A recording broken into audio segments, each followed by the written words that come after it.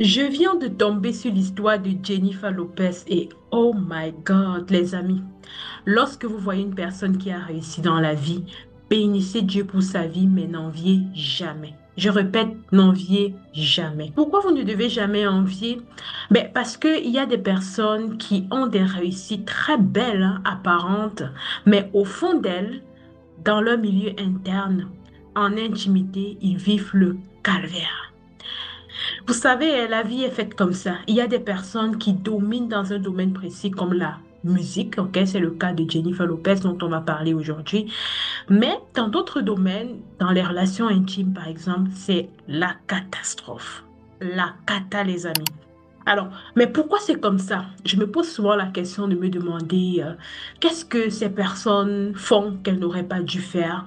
Ou alors, est-ce qu'elles font forcément quelque chose de mauvais? Alors, on va analyser ça aujourd'hui au travers de cette histoire, de cette célèbre artiste chanteuse dont j'ai écouté le témoignage récemment et qui m'a donné une grosse leçon. Je me suis dit, ah, je dois absolument partager ça avec vous. Alors, si vous n'êtes pas encore abonné sur cette chaîne, bienvenue ici. Ici, on parle de relations saines, de guérison, de mindset pour bâtir une vie riche de sens et riche d'argent. On est d'accord que de nos jours, on ne peut plus rien faire sans argent. D'accord? Mais avant d'avoir cet argent-là, c'est important de se rassurer, d'être à l'aise intérieurement, d'être guéri de ses blessures et vraiment d'avoir une vie pleine de sens. Donc, je rappelle que cette vidéo fait partie d'une série de vidéos sur les manipulations familiales. Et voilà, si tu n'as pas suivi la vidéo précédente, je t'invite à aller la voir. Elle va s'afficher sur l'écran là et tu pourras venir continuer justement cette vidéo par la suite. Alors, dans la vidéo précédente, j'ai parlé justement de comment est-ce que les manipulations familiales créent justement notre futur. Comment ces manipulations familiales influent sur les personnes avec qui, plus tard, nous partageons nos vies. J'ai partagé justement des petites phrases banales qu'on t'a peut-être lancées lorsque tu étais enfant, mais qui t'ont détruit à petit feu, ou du moins qui ont détruit la confiance que tu avais en toi. Et aujourd'hui, je vais te montrer justement comment ce conditionnement-là que tu as eu dès l'enfance, en fait, il te poursuit même à l'âge adulte. Et ça, indépendamment de ta position. Que tu sois cadre en entreprise, que tu sois, voilà, une artiste célèbre comme Jennifer Lopez, si tu n'es pas épargné, si tu n'es pas guéri de ces blessures-là, si tu n'es pas guéri de tout ce qui a été occasionné justement dans ton enfance et qui t'empêche vraiment d'avoir des relations saines aujourd'hui. Cette star, c'est une star mondiale, d'accord? Le talent est là. Hein, pour la voix, elle est là. L'argent, la gloire, bref, le succès, vraiment, ça fait partie de ses seconds noms. D'accord? Sauf que dans un documentaire que j'ai écouté, qu'on va d'ailleurs écouter à la suite, ben, elle a révélé une vérité sombre qui m'a quand même choquée. En fait, elle dit dans ce reportage que sa maman avait des traits narcissiques. Et elle-même dit que elle n'a pas reçu assez d'amour dans l'enfance, d'accord? Ce qui fait que même étant au sommet, d'accord, de la musique, ben, elle avait en elle ce manque-là. Et ce manque-là, qu'est-ce que ça provoquait? Ce désir, voilà, de toujours prouver quelque chose pour mériter l'attention, de toujours peut-être devoir chanter plus d'une certaine manière pour avoir l'amour de ses fans. Et ça, je me suis dit, c'est exactement ce que beaucoup de femmes vivent à l'intérieur et qui se manifestent à l'extérieur. D'accord? À l'extérieur, on a l'impression que tout va bien, mais à l'intérieur, elles sont encore dans la douleur et c'est comme ça que elles vont aller enchaîner des mauvaises relations, elles vont tomber justement sur des personnes ayant des caractères narcissiques. Alors, on va écouter la vidéo tout de suite. Et bonjour, je vais parler de Jennifer Lopez. Jennifer Lopez est la star qu'on connaît bien, une star de grande envergure, une star du cinéma et de la chanson.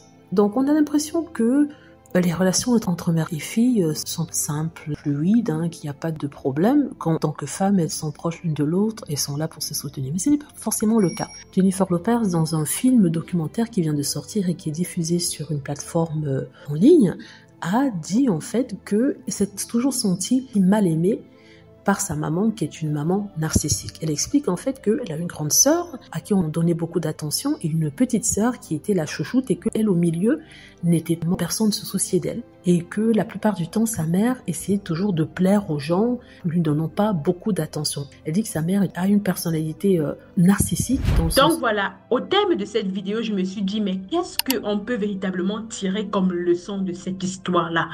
OK?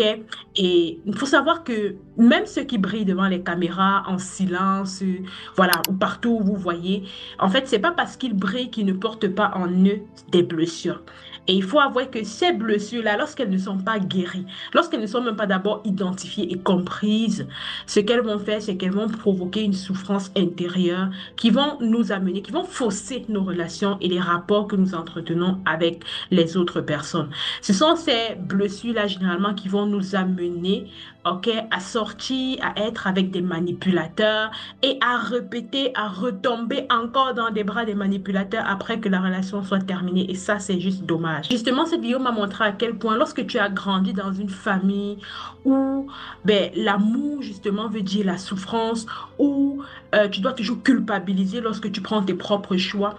Alors, tu as comme un GPS émotionnel qui est défaillant, d'accord? Donc, il va toujours essayer de te ramener, même quand tu vas grandir, même quand tu auras, voilà, certaines responsabilités plus tard, il va toujours te ramener à ce que tu as connu dès l'enfance, parce que c'est comme un programme qui a été écrit en toi. Le but ici, c'est quoi? Il veut te ramener dans ta zone de confort, ce que ton système connaît.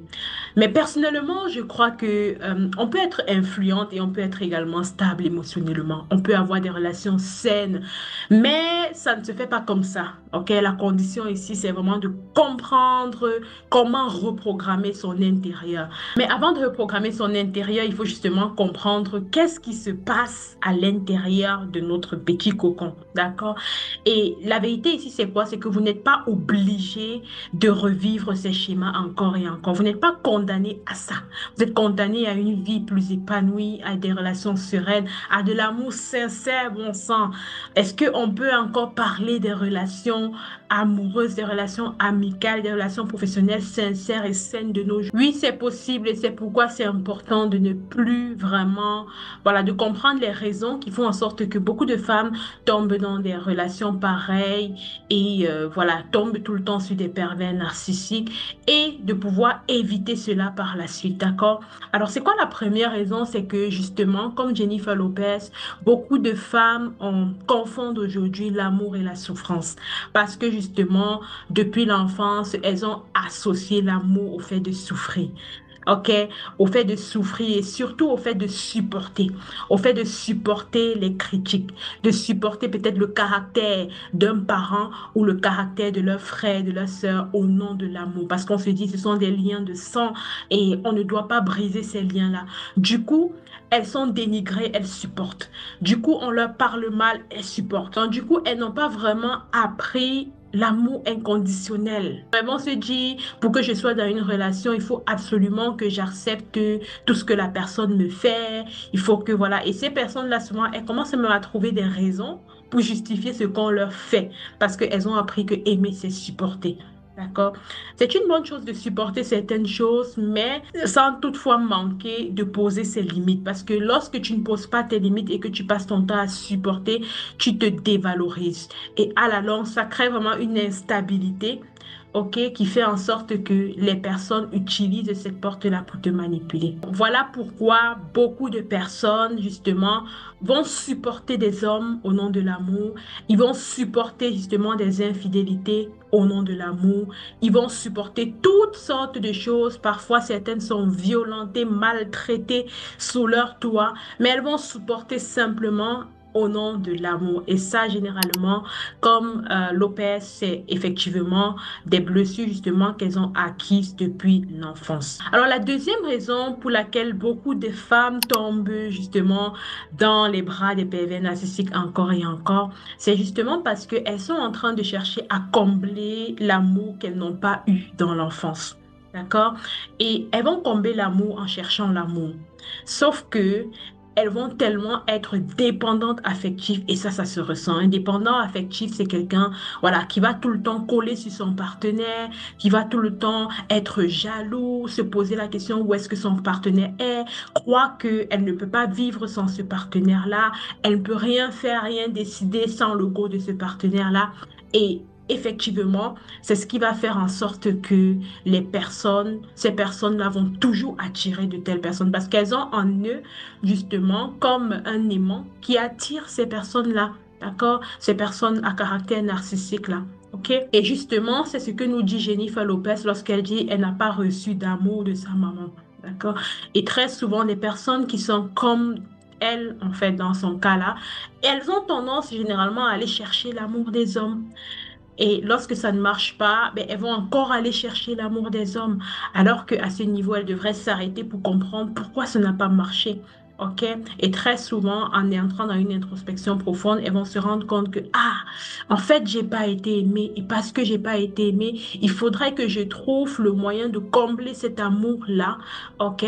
Parce que, en réalité, lorsque je vais dans une relation, je vais pour donner de l'amour. Je vais pas pour prendre de l'amour. Je suis déjà amour. Je suis déjà aimée. Et ça va changer la donne. D'accord?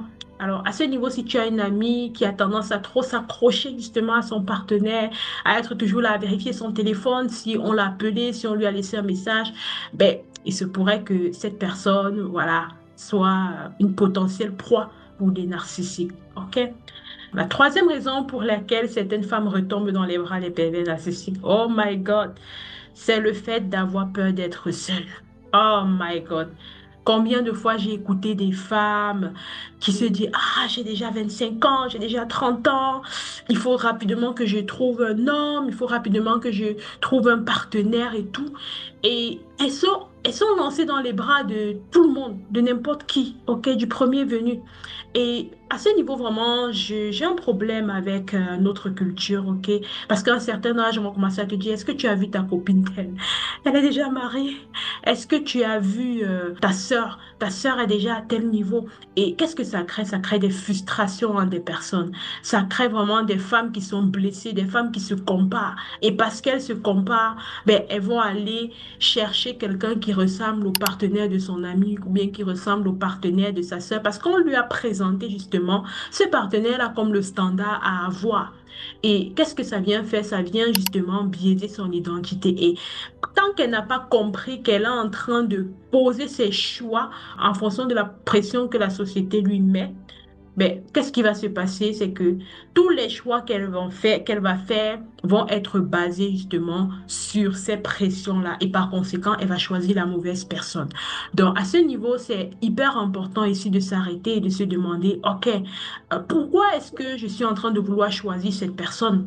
Est-ce que je choisis cette personne parce que véritablement elle répond à mes valeurs, c'est ce que je souhaite, ou alors c'est par pression? Ou alors c'est pour prouver que je peux aussi avoir un partenaire comme mon ami tel. Ou alors c'est plus montrer à ma mère qui ne m'a pas aimé dès l'enfance que je peux aussi m'en sortir, je peux également trouver cet amour qu'elle ne m'a pas donné là. D'accord? Donc il faut voir ici les motivations parce que la motivation ici va déterminer si ce que tu es en train de faire, si le partenaire que tu vas avoir sera un partenaire sain, ok, ou alors sera un narcissique ou un manipulateur. Alors, dis-moi en commentaire laquelle des raisons auxquelles tu observes beaucoup autour de toi. Si tu as une autre raison pour laquelle les femmes tombent beaucoup dans les bras des pervers narcissiques, voilà, si tu as une expérience, n'hésite pas à partager en commentaire et je te lis, je te réponds et on se dit rendez-vous au prochain numéro.